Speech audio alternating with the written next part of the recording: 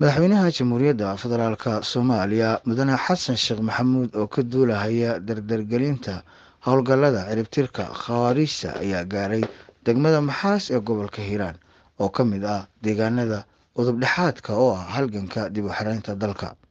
madaxweyne xasan sheekh maxamuud oo muddada